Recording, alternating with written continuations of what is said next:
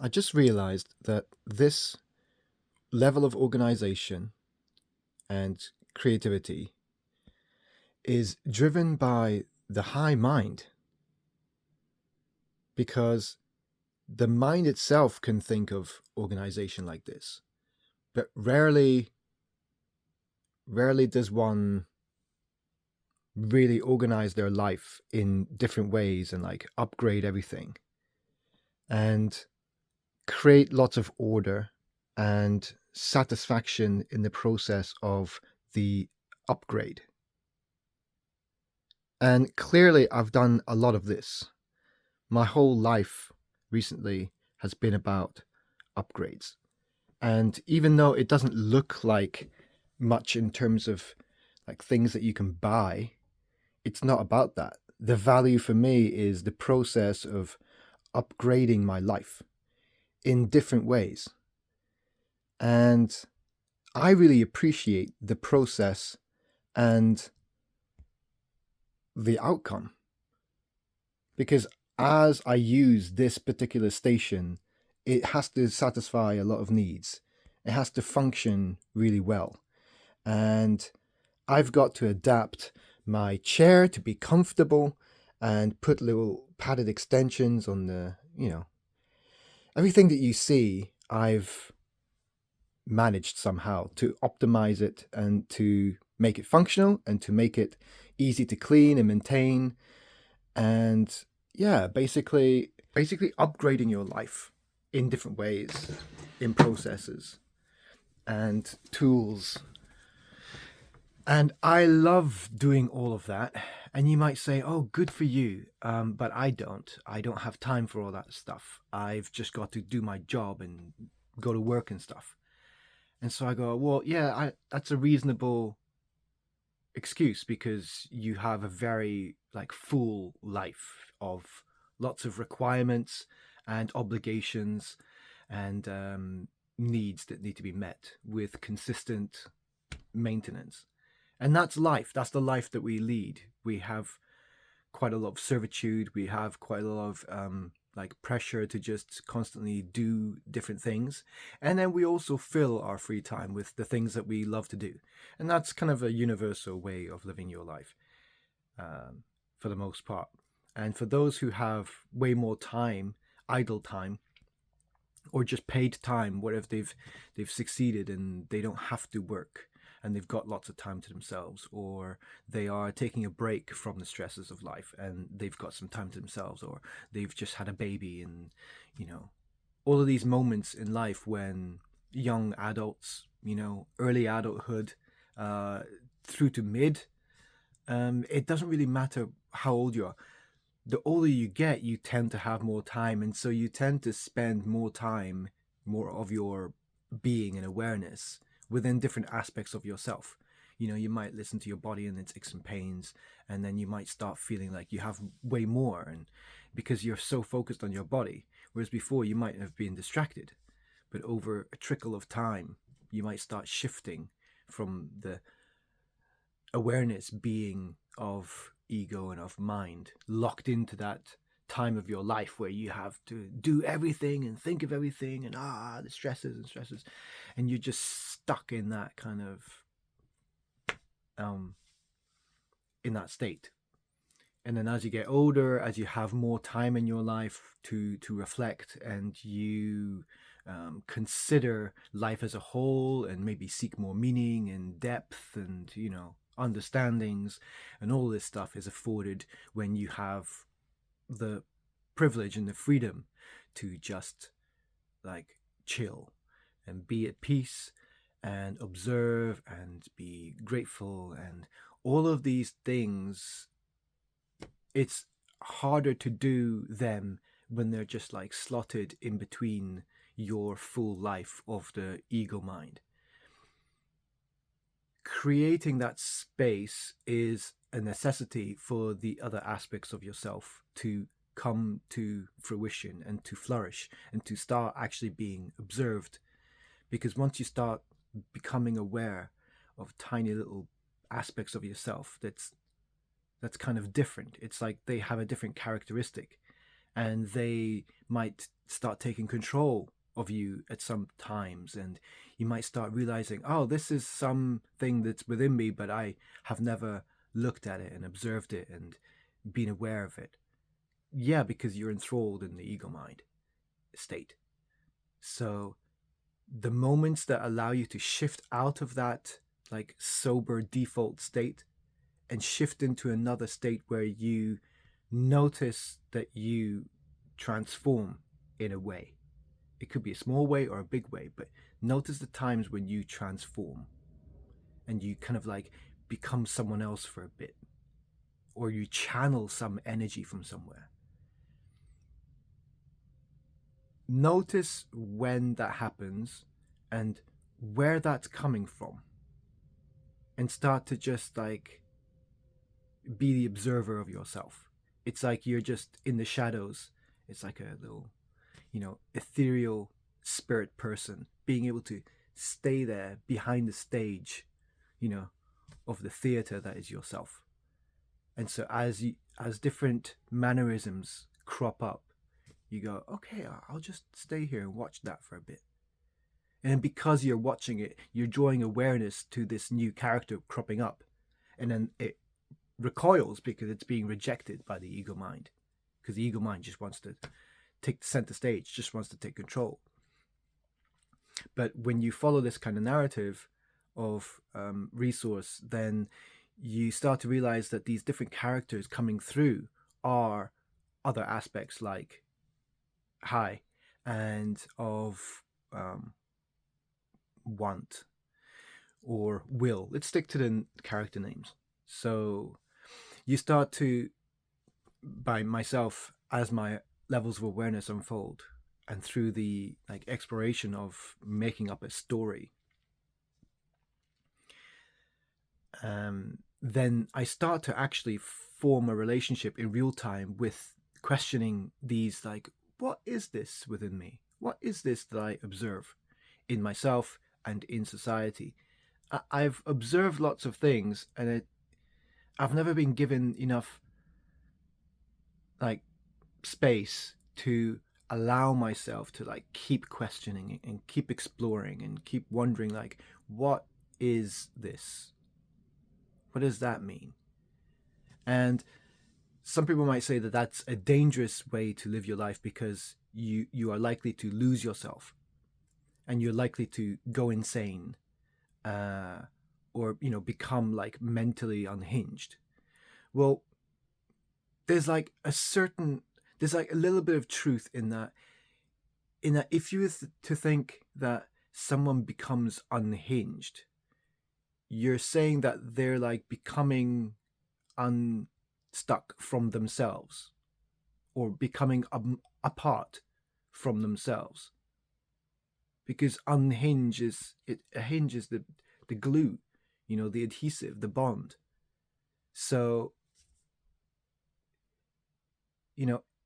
I know it's just a phrase, but phrases carry meaning. And when you scrutinize the meaning and wonder, like, okay, so then you're breaking. Okay, you're breaking from yourself. Cool. Let's explore that. Like, it's not frivolous. Let's explore that, because that's not something that we should just glance over. The mechanics behind understanding our own experience around us. Like, if we always are able to put a question mark on something that we observe, some unknown, something we go, oh, how does that? And you put a question mark on it, and then you just stay there, and you don't let yourself analyze and use your mind and try to figure it out, using your memory to try and like calculate the assumption of what that is, the explanation of what that is. Like, the mind will quickly jump onto that, and that's when you have like this, over analytical problem solving mind coming through. And I'm saying that that's the aspect of your mind, and it's in contrast to the aspect of the source of creativity, let's say. So when you attune to the aspect of grace, when you attune to a higher frequency of yourself, you start to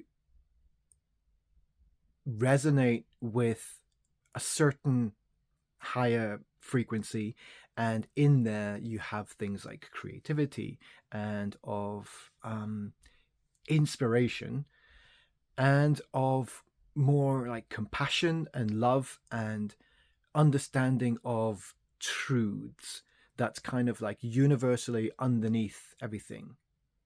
It's the knowing, not the thinking.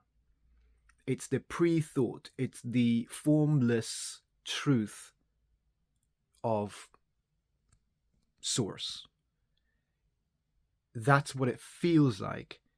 And any attempt to try and put it into language using the brain, it can't, because it hasn't been conceived yet. It hasn't been understood yet. It hasn't been labeled and studied, because it's that part of that ever elusive, intangible, but deeply resonating truth of like the reality of everything, the true explanation of everything. And that it's not universally just one, there's not like one truth of every little thing. It life is so utterly rich.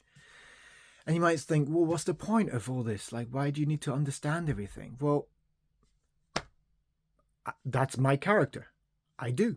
I want to understand everything. And I want to understand not like quantity everything, but the root of everything.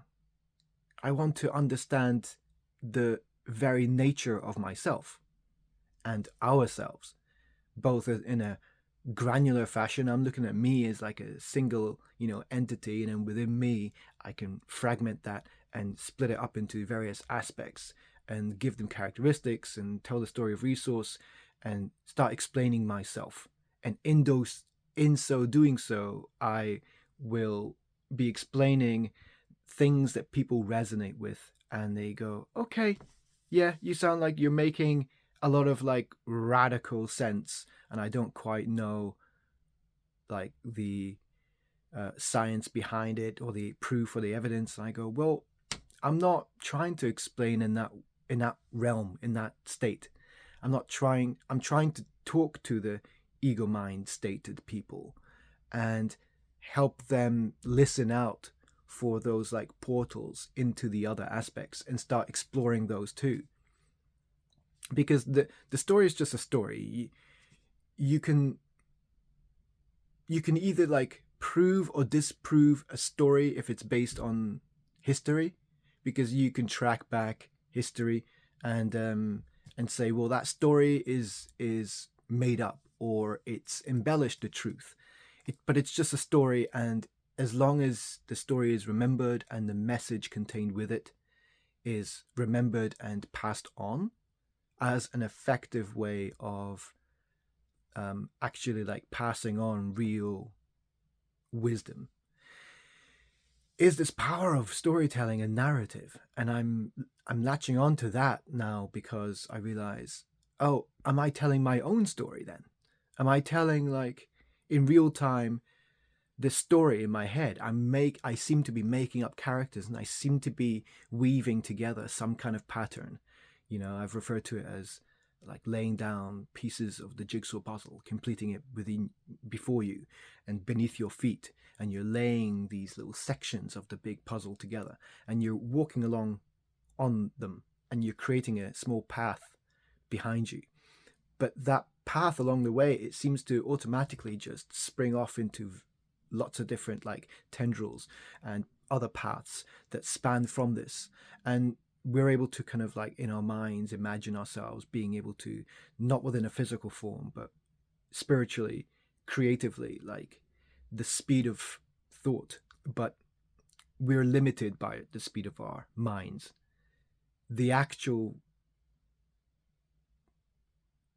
I don't know, like the fastest speed that you could possibly travel within your mind to like connect dots and to respond to different sources of information.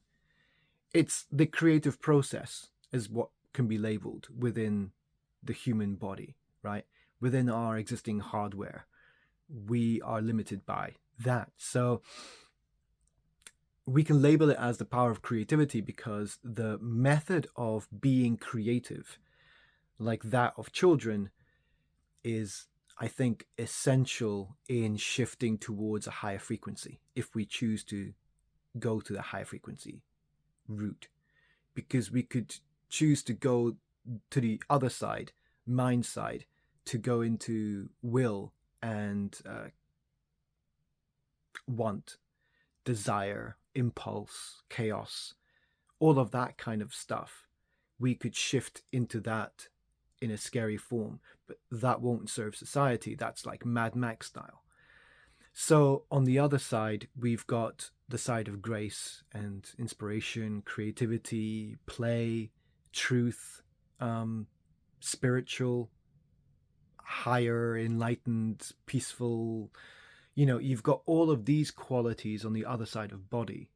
So for me to be making up this story as I'm going along, but it's pulling, like, that's the best I can do, is pull together these like threads of the truth of an observable amount of experience that I've had anyway, and I'm pulling together understandings through inspiration, through this attuning to a higher frequency of myself, a higher self. And all of these characters are coming through as like, hints of what is. And it's through the story of my own allowance to attune to that higher state, notice how I am at that time. Am I tuned into my body, or am I tuned into my ego, or am I tuned into my mind? What's the thing that's dominant here, has taken over? Well, some things you can just, like, you have the power to silence and take control as well. But that's usually ego doing that. And the mind usually is let to run autonomously. Our mind isn't wanting to take over. It has a strong compulsion, and it will just take over your whole awareness. But ego has a stronghold. So ego's always running in the background, being aware, running the show, pulling the strings on the puppet. So ego's always piloting the avatar that is what you call you. And ego and mind are basically running the show all the time. And I'm getting back into telling the story of resource in this way of narrative that speaks to the ego mind, telling stories and allowing society and adults to start telling stories, and to start even daring to create some make believe narratives to help explain ourselves and to understand ourselves, because it's this story of resource that I want to tell, and I don't really know how best to go about it, but I'm doing the same process as with upgrading my life and with trying to understand myself. It's really like a selfish journey because it's self-centered in a way. I'm trying to understand myself more. And in my process, this is how it tends to work. It's that I am allowing myself to start telling stories. And I'm getting that through a higher frequency where I wasn't able to get that through a lower one. And I notice a lot of truth in my observations and in this storytelling. And so I know that it's not make-believe. I know that it's not madness. I kind of am able to understand the nature of things maybe more easily, or more practiced rather. It's a practice thing. I've been using my focus to zone in to lots of things that I observe.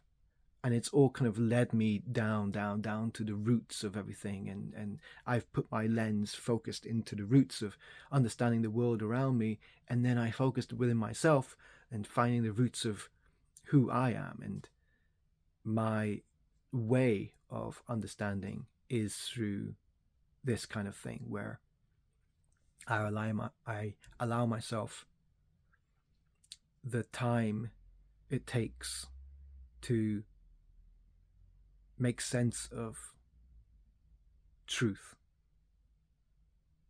And it's important to me to do so because I want to use that superpower to understand myself. And so this is a double whammy of it. Well, it's a win-win. It's my ultimate win-win. Put it this way. This is my ultimate win-win. It's that I am able to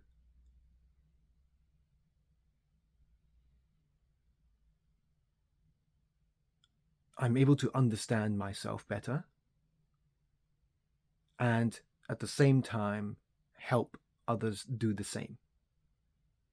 And it's potentially universally able to be understood by anyone, because I'm trying to use the power of my mind and have enough control over ego to say, ego, you're not running the show right now. You're not allowed to stop me anymore. And it's that empowerment of a higher frequency. It's the empowerment of grace, another aspect of ourselves, to come to the forefront and say, I am the reason why you have all of these things in life that we are in constant struggle with.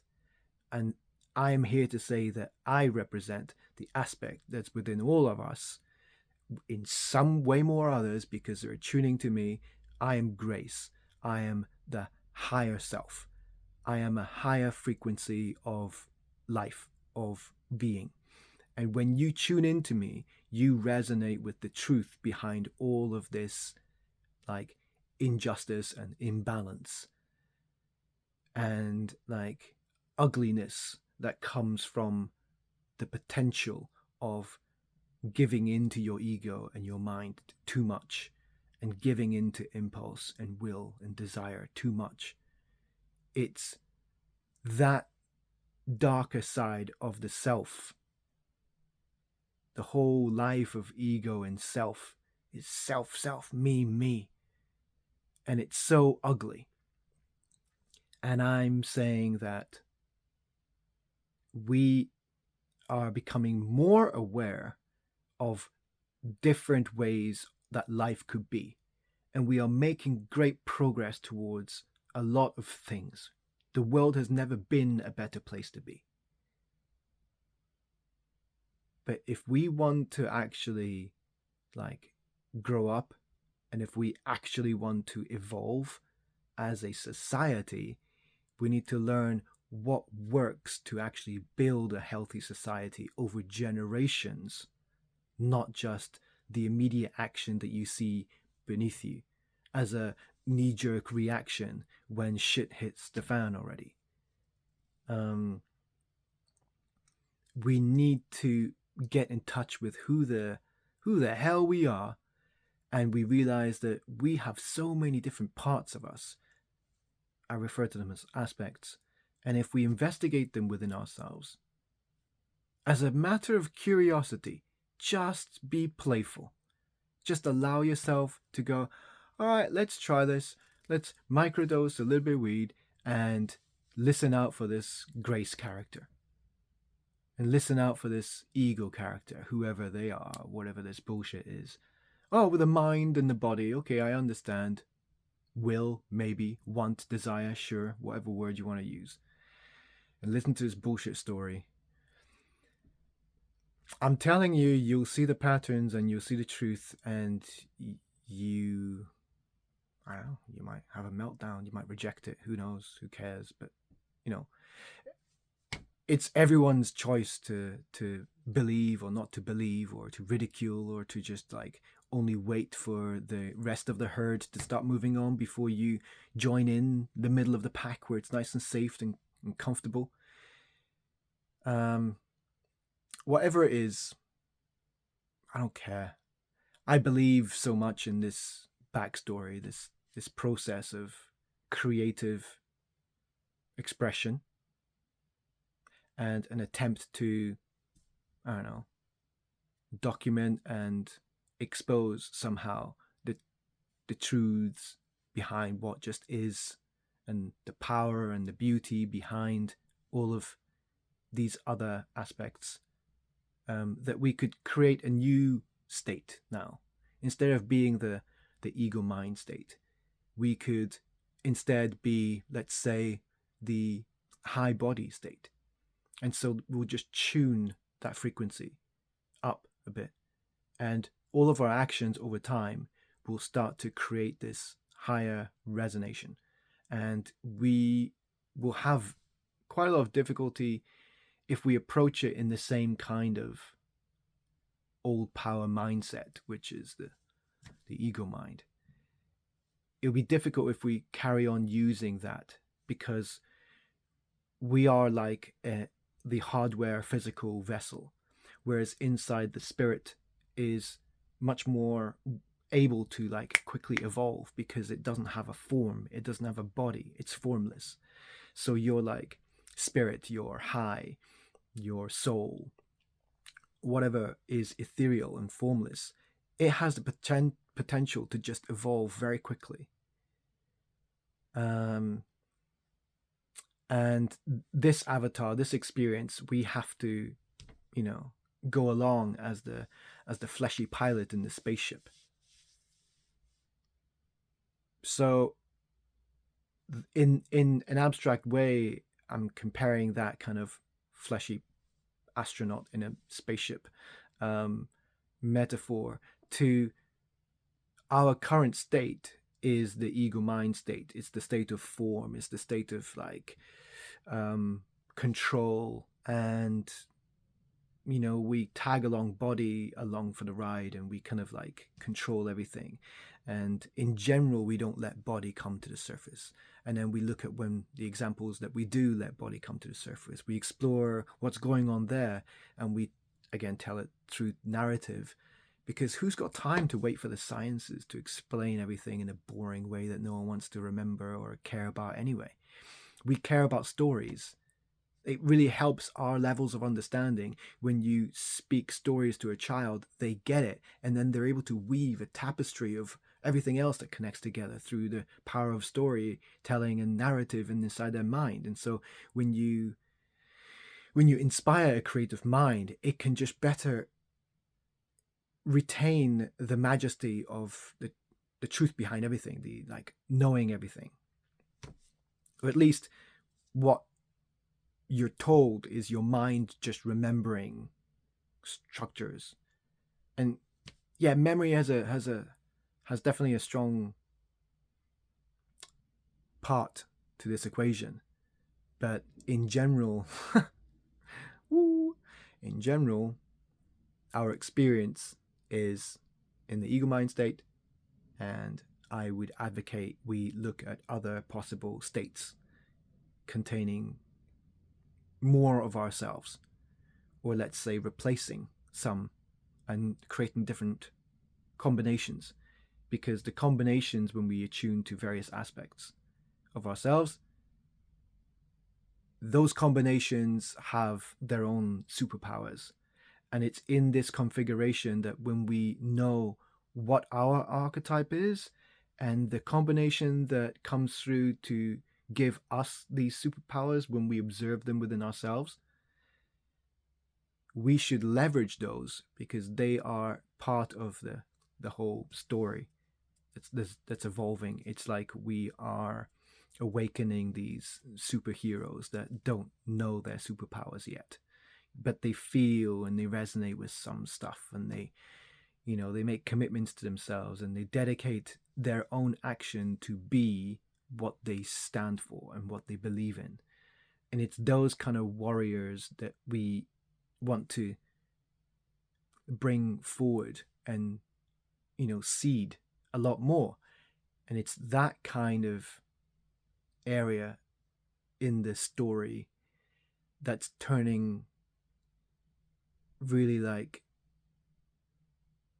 it's bubbling up, because we feel, and maybe we're engineered and coerced into thinking and feeling that there's some kind of impending danger, but it's partly man-made, and it's all man-made because we've all created this world for us.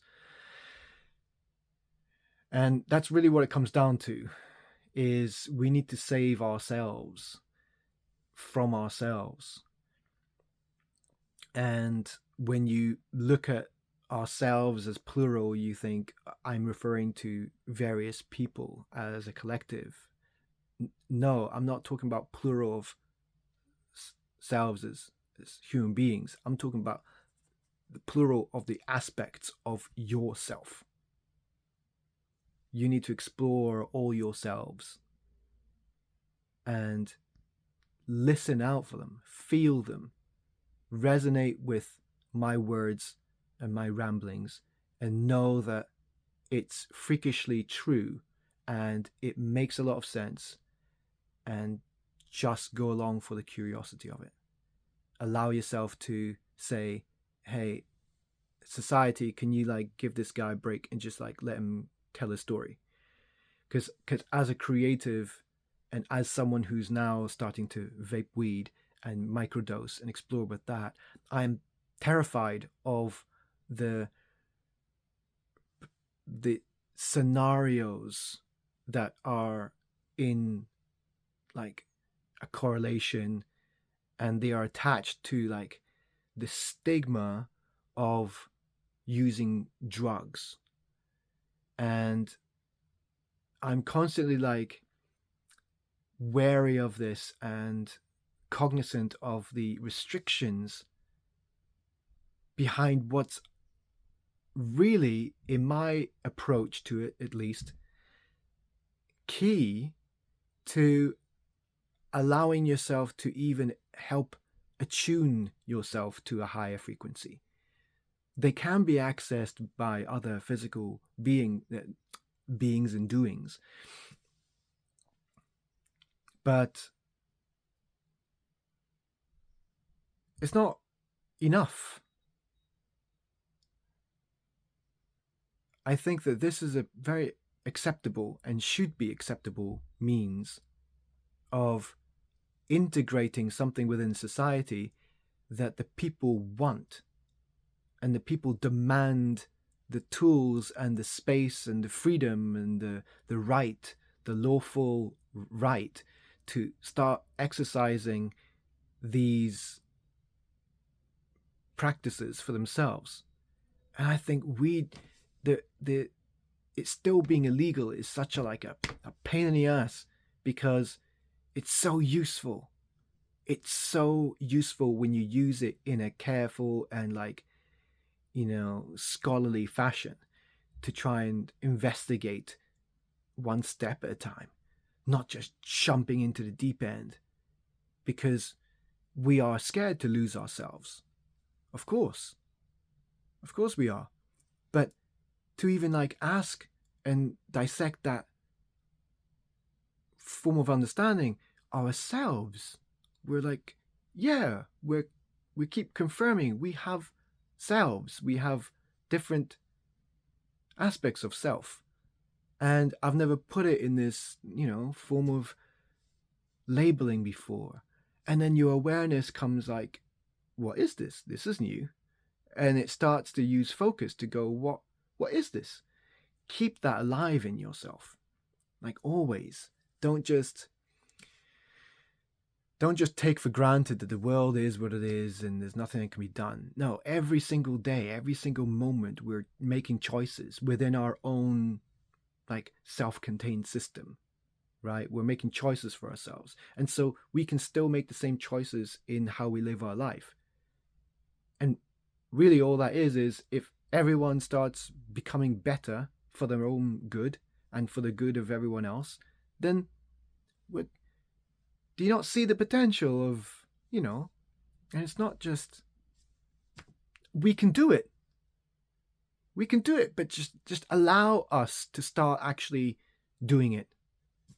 Allow ourselves to venture further outside of our comfort zones and explore the meanings there, explore the experiences there. Through my journey in dance, I'll talk about dance another time. Okay, so that's been a long one. Bye-bye. Where's the stop button?